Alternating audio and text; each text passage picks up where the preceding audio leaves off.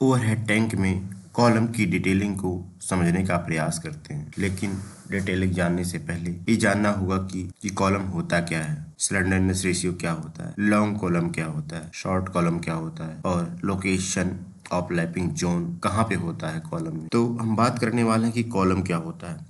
Column एक vertical member होता है जो हमेशा कंप्रेसिव लोड को देता है। अब देख सकते हैं इसमें टाइप ऑफ कॉलम भी दिया गया है। कॉलम रेक्टेंगुलर भी हो सकता है, सर्कुलर भी हो सकता है, इस टाइप के कॉलम पाए जाते हैं। लेकिन कॉलम का जो लोड ट्रांसफर करने का जो मेथड है वो देखिए क्या यूज है इसमें।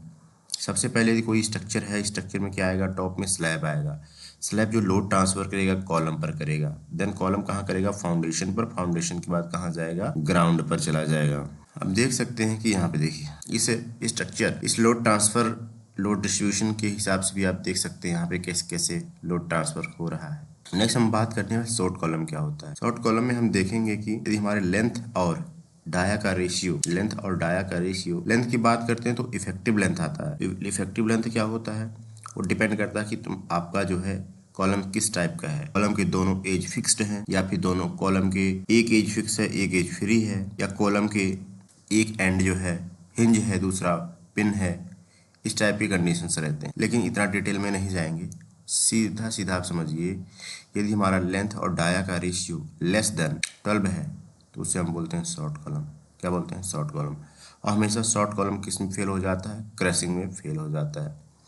अब वहीं पे हम बात करने वाले हैं लॉन्ग कॉलम की। तो लॉन्ग कॉलम में भी सेम है, यदि लेंथ और डाया का रेशियो ग्रेटर देन 12 है तो उसे बोलते हैं लॉन्ग कॉलम।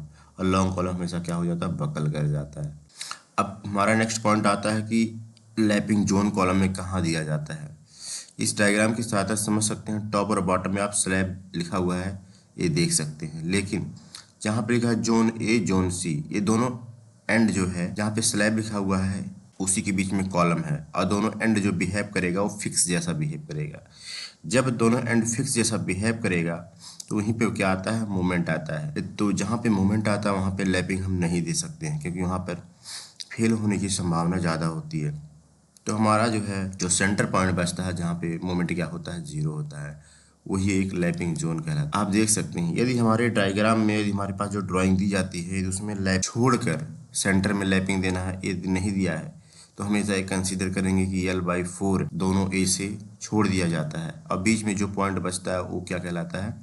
जैसे कि यहाँ पे देख सकते हैं ए, जहाँ पे लिखा हुआ ए और ए, वो वहाँ पे क्या है, L/4 अपने उस एरिया में लैपिंग नहीं देंगे। लेकिन बी जोन जो है L/2, उस जोन में ही हम लैपिंग प्रोवाइड करेंगे। L/2 रहेगा जो कि इसका लेंथ, जो कि अल्टरनेट लैपिंग होना चाहिए। इस डायग्राम की सहायता से भी आप समझ सकते हैं कि कहाँ पे मोमेंट मैक्सिमम है, कहाँ पे जीरो है। जहाँ पे जीरो मोमेंट होगा वहाँ पे हम लैपिंग जोन देंगे। आप देख सकते हैं हमारे पास ओवरहेड टैंक की ड्राइंग है। आपको ये ओवरहेड टैंक दिखाई दे रहा होगा। इसमें इसके स्टेयरकेस, इसके जो है प्लान, सब कुछ दिखाई दे रहा होगा। तो आज हम बेसिकली बात करने वाले हैं कि हमारे पास कॉलम और फुटिंग का जो प्लान है उसी के बारे में हम डिस्कस करेंगे। आप यहाँ पे देख सकते हैं कि कॉलम और फुटिंग का क्या है, ये प्लान है। यहाँ पे 6 number of column, 6 number of footings दिखाई दे रहे हैं। तो बेसिक बात करेंगे हम कॉलम पर। आज सारा फोकस हमारा कॉलम पर रहेगा। कॉलम की बात कर रहे हैं तो यहाँ पे थोड़ा सा देख सकते हैं कि ये एलिवेशन है हमारा ओवरहेड टैंक का, ये फुटिंग्स दिखाई दे रहा है, और ये हमारा कॉलम्स दिखाई दे रहे हैं। इस वे में दिखाई दे रहा है। लेकिन अब हम बात करने वाले हैं इसके रेनफोर्समेंट डिटेलिंग की। तो यहाँ पे आप देख सकते हैं रेनफोर्समेंट डिटेलिंग क्या है। ये फुटिंग्स है, ये लेवल दिया हुआ है, फुटिंग का लेवल दिया हुआ है।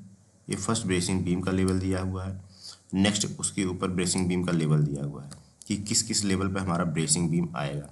लेकिन अब फोकस हमारा है कॉलम पर।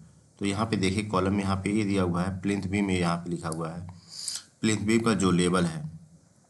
अब फुटिंग का ये जो लेवल है इसके बीच में लिखा हुआ है ये जोन ए। क्या है, जोन ए है। मतलब कि ए वाला जो जोन होता है यहाँ पे मूवमेंट आता है। क्या आता है, मूवमेंट आता है।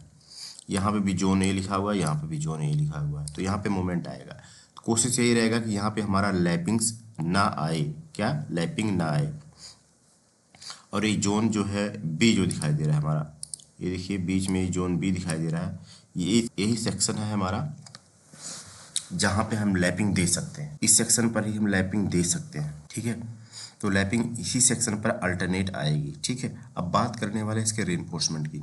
तो आप देख सकते हैं कॉलम सेक्शन यहाँ पे दिया हुआ है, यहाँ पे ये लिखा हुआ है कि 10 और 12 हैच, तो मतलब है कि 10 नोज, 12 डाया का 10 नोज हमारे कॉलम में डलेंगे। ठीक है, और रिंग की बात करें तो टिपिकल डिटेल्स ऑफ रिंग की बात करते हैं तो यहाँ पे देखिए लिखा हुआ है 8 at the rate 150 centre to centre, मतलब जो रिंग रहेगा इसका स्ट्रिप्स रहेगा 8 का रहेगा, 150 mm सेंटर टू सेंटर अपने को क्या करना रहेगा, प्रोवाइड करना रहेगा। लेकिन अब दूसरा यहाँ पे आप देखेंगे तो typical column reinforcement splash details ये भी दिया हुआ है। तो इसकी बात ये हम करेंगे कि देखिए सबसे पहले यहाँ पे देखिए ये लिखा हुआ है 850, ऊपर से भी लिखा हुआ 850। ठीक है, तो यही 850 वाला जो सेक्शन होगा यहाँ पे नो लैपिंग जोन, यहाँ पे लैपिंग जोन नहीं आएगा, जो मैंने आपको बताया था लैपिंग जोन नहीं आ सकता है। और क्या लिखा हुआ H/4, मैंने आपको भी बताया कि L/4 L छोड़कर ही जो है लैपिंग प्रोवाइड करते हैं। और जो बीच का जो पोर्शन बचता है L/2, वहाँ पे हम क्या देते हैं, लैपिंग देते हैं अल्टरनेट। तो इस टाइप की चीज़ें होती हैं, थोड़ा सा समझना होता है इसको। आई होप आपको थोड़ा मोटा मोटा समझ में आ गया होगा।